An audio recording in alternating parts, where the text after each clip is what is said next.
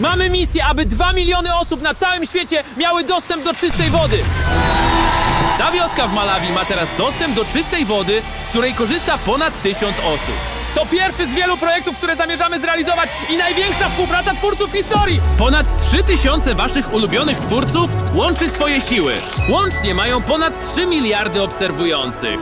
To może być jeden z największych projektów filantropijnych w historii. Team Water. Wszyscy na całym świecie łączymy siły, aby zapewnić czystą wodę na dziesiątki lat dla ponad 2 milionów potrzebujących osób. Wszystko zaczyna się tutaj w Malawi. Rozdajmy trochę wody. Właśnie zamontowaliśmy tę pompę. Użyjemy jej po raz pierwszy.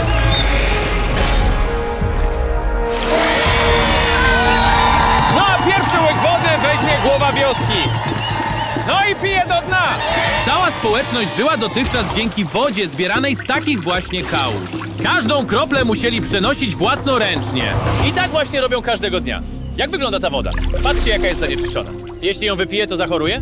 Tak, raczej nie powinieneś jej pić. Myślę, że wszyscy się zgodzimy, że to niedopuszczalne. No patrzcie na te grudki brudu w wodzie. Teraz, gdy mamy studnię, to już będzie przeszłością. Wspólnie z lokalnymi przywódcami zadbaliśmy o to, aby czysta woda nie była już wyzwaniem w tej okolicy. Wow, patrzcie jaka ekscytacja! Ponad 1000 osób w okolicy ma dostęp do wody dzięki tej pompie. Orkan albo Ben, który mnie zastąpi? Zmęczyłem się. Ci dwaj mają łącznie 55 milionów subskrybentów i są tylko 2 z 1000 twórców tworzących Team Water. Proszę bardzo. To dużo wody. Jimmy, będziemy tak całą wieczność? Tak długo, jak ta studnia będzie konserwowana, czym rzecz jasna zajmie się Team Water, może ona działać praktycznie wiecznie. Studnia, od której zaczęliśmy, i ta pompa wodna to dopiero początek. Misją Team Water jest zebranie 40 milionów dolarów, abyśmy mogli zapewnić czystą wodę dla ponad 2 milionów osób. Lecimy dalej. Następnie udaliśmy się do Ameryki Południowej, gdzie zostaliśmy wspaniale przyjęci przez mieszkańców Kolumbii. Jesteście przemili. Nie musicie tego robić. Co zadziwiające, pompa do pobliskiego źródła została zaprojektowana z półproduktów przez jednego człowieka bez żadnego doświadczenia. Zbudowałeś to z części, które pozyskałeś ze starego roweru. Tak, A ta studnia obecnie zaopatruje w wodę ponad 1000 osób. tak. O mój Boże!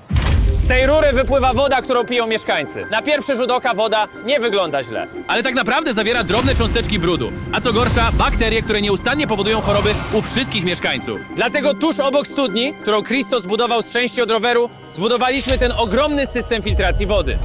System filtruje wodę w 3 etapach. Usuwa brud, piasek i duże cząsteczki. Następnie woda jest pompowana tutaj, gdzie usuwa się bakterie i jeszcze mniejsze cząsteczki. A potem pompowana tu, gdzie usuwa się sól. A finalnie świeża woda jest pompowana przez tę rurę. Jeśli ktoś zasługuje na pierwszy łyk wody z tego systemu filtracji, to jest to Christo, proszę bardzo. Od razu sięga po nią, pije do dna. Bardzo dobra woda. Zgadzasz się, mój bien? Tak. Tak! Tak! Dziękuję. Nawet Jolo, mający ponad 33 miliony subskrybentów, nie mógł się powstrzymać. Ona jest lepsza niż w moim domu. Team Water podróżuje po całym świecie wraz z swoimi ulubionymi twórcami, takimi jak Mark Rober, Stokes Twins i wielu innych. Naszą misją jest dostarczenie czystej wody, podstawowego prawa człowieka, milionom ludzi. Zbudowaliśmy również ogromny zbiornik na wodę, który może pomieścić równowartość 20 000 butelek wody. A ponieważ przywieźliśmy mnóstwo butelek wielokrotnego użytku, nie mogliśmy się doczekać, aby podzielić się świeżą, czystą wodą z lokalną społecznością. Hej, mamy tu wodę dla wszystkich! Niestety prawie co 10. osoba nie ma dostępu do czystej wody. Dlatego potrzebujemy waszej pomocy, aby zebrać 40 milionów dolarów. Średnio każdy przekazany dolar zapewni jednej osobie czystą wodę na cały rok. Aby zasilić system filtracji wody, zainstalowaliśmy tu farmę słoneczną.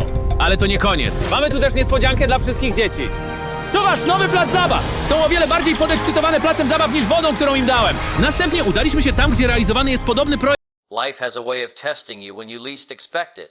It doesn't always knock on the door and announce its arrival. Sometimes it bursts in uninvited, through setbacks, disappointments, failures, and moments that make you question everything you thought you knew. And here's the true thing, no one is exempt. No matter how smart you are, how careful you are, how prepared you think you are, challenges will find their way to you. The goal is not to live a life without challenges. That's impossible. The goal is to develop the strength, the mindset, and the habits to overcome them when they arrive. I've learned that life's difficulties are not there to break you, but to shape you. They are the chisels that carve away weakness, doubt, and fear, leaving behind a stronger, wiser version of you. But to navigate them successfully, you need rules. Principles so solid they don't bend in the heat of the moment.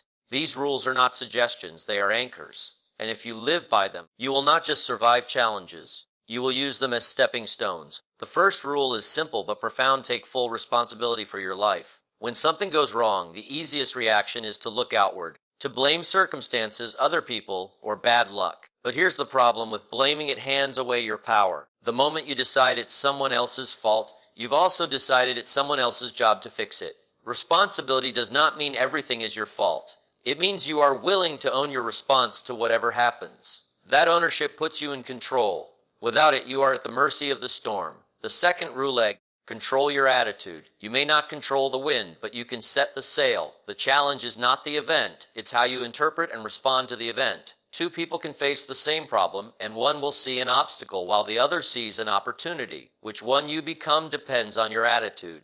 The world is full of people waiting for the right conditions to be happy, motivated, or productive. But the truth is, you create the conditions through your mindset. A positive attitude won't make every problem disappear, but it will make you resilient enough to deal with them. The third ruling: focus on what you can control. Challenges often overwhelm us because we waste our energy on things outside our influence. You can't control the economy, the weather, or other people's opinions, but you can control your habits, your effort, your learning, and your choices.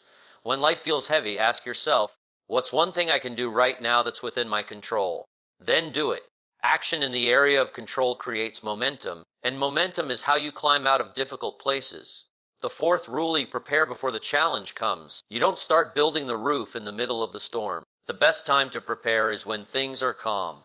That's why you invest in learning when business is good, why you save money when income is strong, why you build relationships before you need them. Preparation doesn't guarantee an easy life, but it guarantees you'll be ready when the hard days come. Too many people wait for the crisis before they start thinking about how to handle it. By then, it's often too late to avoid damage. You can only minimize it. The fifth ruling: never stop learning. Challenges are often the result of outdated skills, thinking, or strategies. The world changes, and what worked yesterday might fail tomorrow. If you stop learning, you'll eventually face a challenge you can't solve because you don't have the tools. Reading, listening, asking questions, seeking mentors. These are not luxuries, they are survival skills. The more you know, the more options you have when difficulties arrive. The sixth rule: surround yourself with the right people. In tough times, voices you listen to will either lift you up or drag you down. Negative people will magnify your fear, feed your doubts, and tempt you to quit.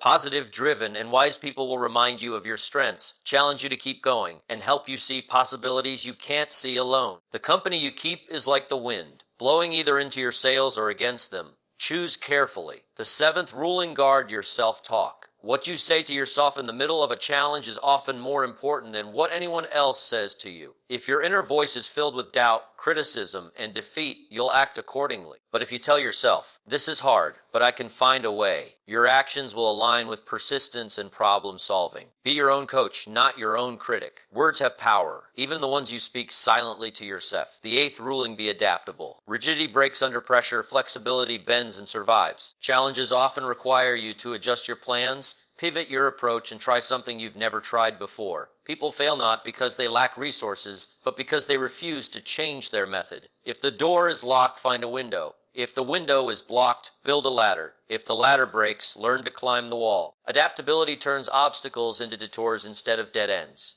The ninth rule: take care of your body and mind. When you're tired, everything feels harder. When you're sick, even small problems feel overwhelming. Physical energy fuels mental strength. Exercise, sleep, and nutrition are not side activities. They are the foundation that makes you capable of handling life.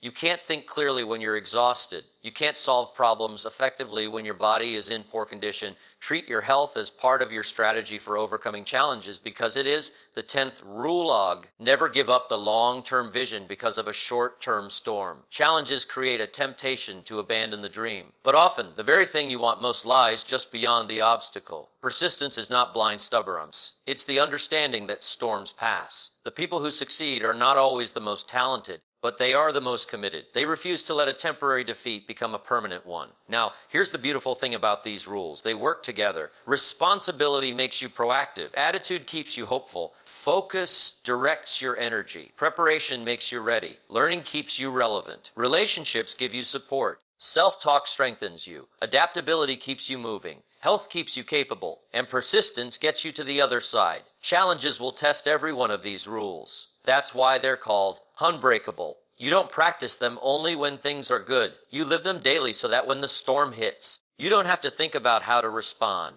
It's automatic. And here's what you'll discovering: the more challenges you overcome, the less you fear them, and stop seeing them as punishments and start seeing them as the price of progress. Every great achievement is built on a foundation of problems that had to be solved. And once you realize that, you stop asking, why me? And start asking, how can I use this? Because in the end, life's challenges are not there to stop you. They are there to prepare you for the life you said you wanted.